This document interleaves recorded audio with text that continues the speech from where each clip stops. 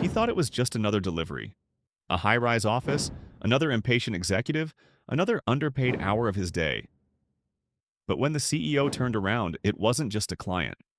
It was his best friend from the block, the one who vanished, the one everyone said betrayed the neighborhood. What started with a signature on a clipboard turned into a storm of buried secrets, guilt, and choices that could tear both their lives apart. And it all began with one knock on a glass door. The morning air was thick with city heat, that kind of early August humidity that turns every shirt into a second skin. Jalen wiped his forehead with the back of his hand, balancing the large brown delivery box against his hip as he stepped out of the van. His phone buzzed with a new assignment from the courier app. Tower 81, 52nd floor, priority delivery, CEO floor. Great. Another glass palace. He adjusted his cap, shoulders already aching from the 5 prior drop-offs.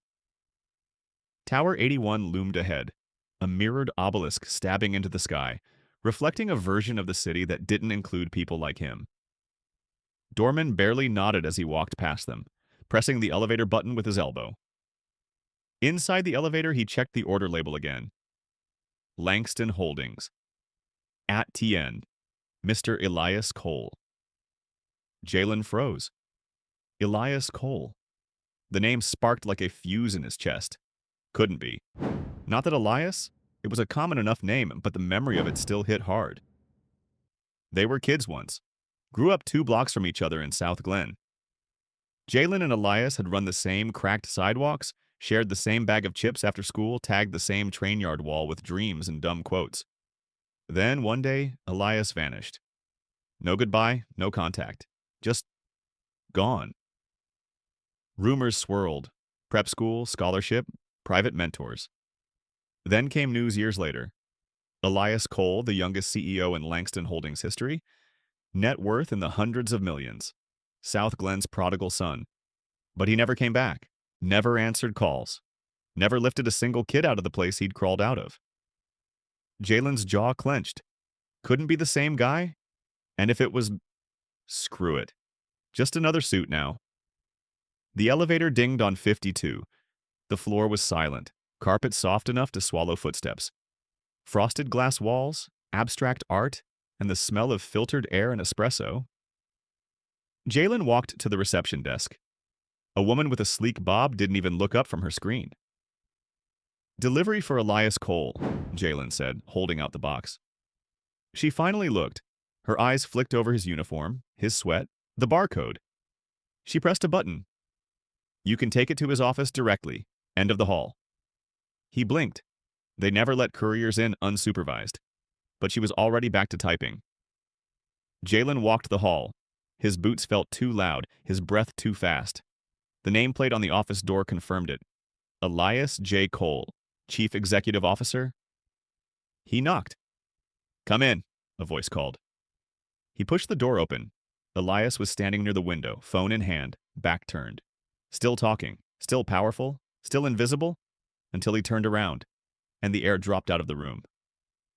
Jalen saw it instantly.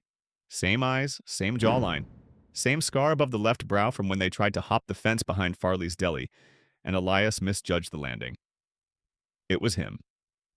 The same kid who once said, "One day I'm going to own one of these buildings." And now he did. Elias froze mid-sentence. "I'll call you back," he muttered, ending the call. Their eyes locked. Neither of them moved. "Jay?" Elias said quietly. Jalen didn't answer right away. He just set the box on the desk, carefully. "Didn't think you'd remember me," he finally said. Elias stepped forward, a grin pulling at his lips. "Bro, of course I remember you. It's been what, 15 years?" "More like 17, Jalen said flatly. Elias's smile faltered. "Damn, 17. That's wild. What are you doing here?" Jalen raised his scanner. "Delivering boxes. What's it look like?" Elias winced.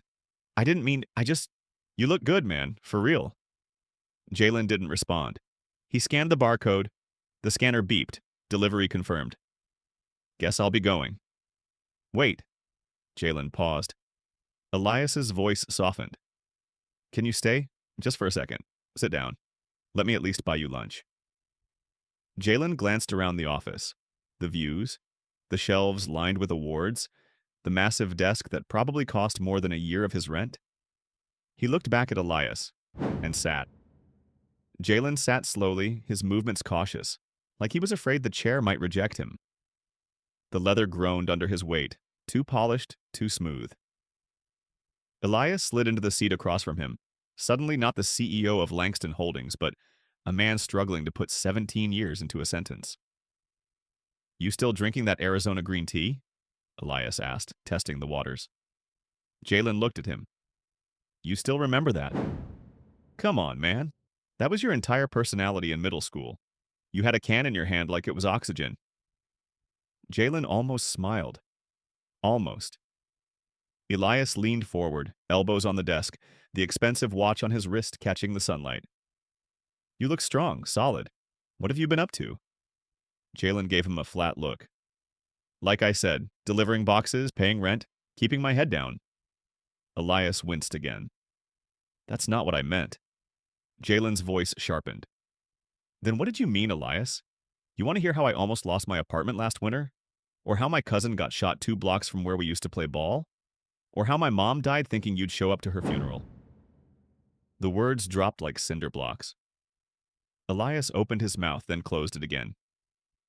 I didn't know about your mom. You didn't know because you weren't there, Jalen said. You just vanished, bro.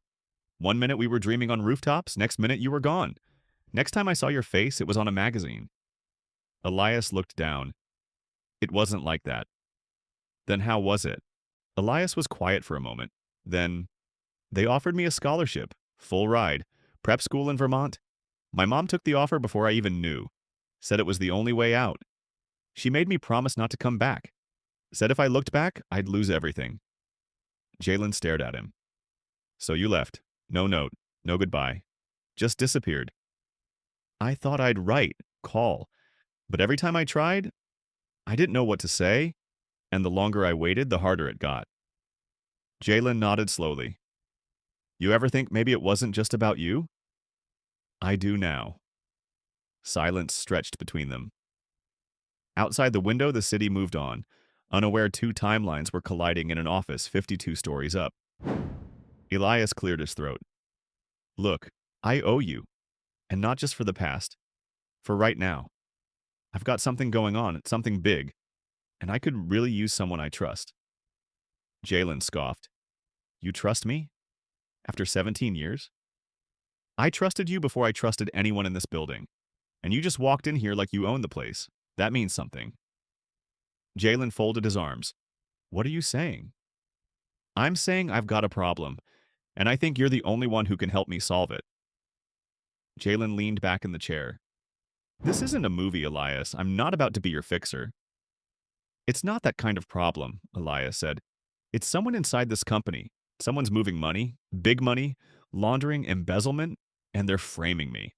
I've got 3 weeks before the board forces a vote. Jalen raised an eyebrow. And what? You want me to catch them? I want you to be my eyes and ears. No one here knows you. You move in and out of these buildings every day. You're invisible. Jalen stood up. You mean like I've been to you for the last 17 years? Elias looked pained. Yes, and I'm sorry, but I'm asking you now. Not because you owe me, but because I need someone real. Someone who still knows who I was. Jalen stared at him for a long moment. Then he nodded once. 3 weeks. Elias let out a breath. 3 weeks. And when this is over, Jalen said, heading to the door, you and me, we're going to talk. For real. I want that, Elias said quietly. Jalen didn't look back, but something had already shifted. Jalen walked through the sliding glass doors of Langston Holdings the next morning, not as a courier, but as a ghost with a purpose. He wore the same uniform, navy cargo pants, a gray work polo. But everything about his presence had changed.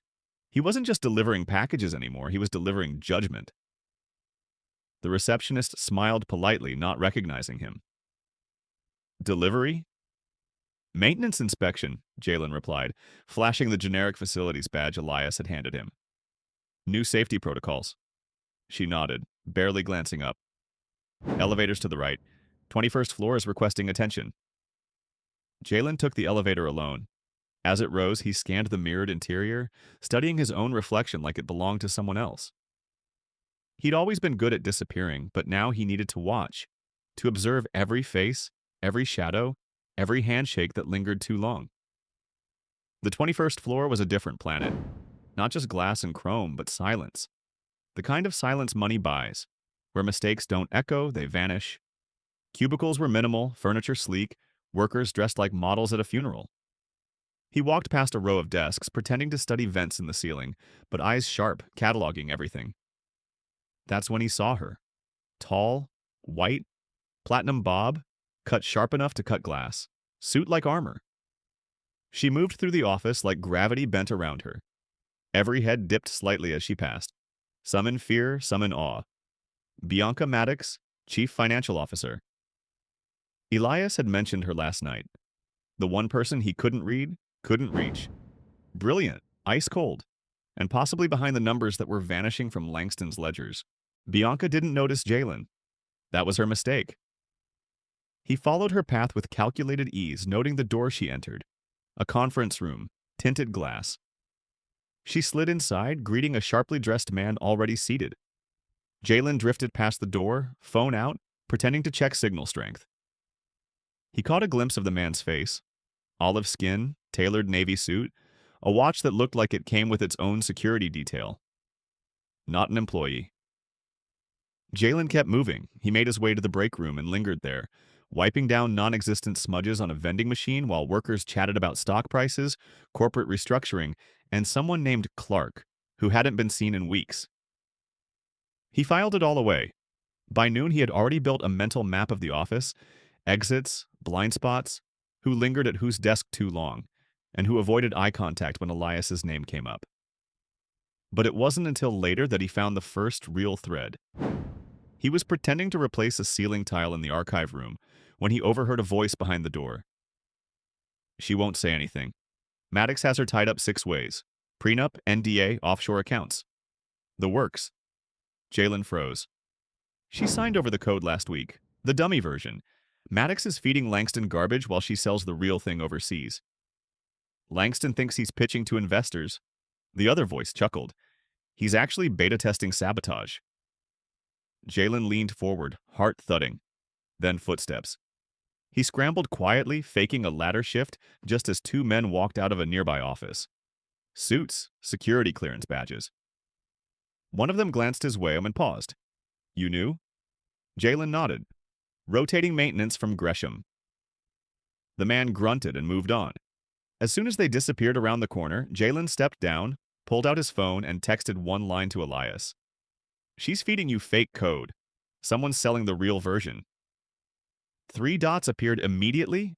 Then, we need to talk. Tonight. My place. 11 p.m., bring everything. Jalen pocketed the phone. The war had started, and he wasn't invisible anymore.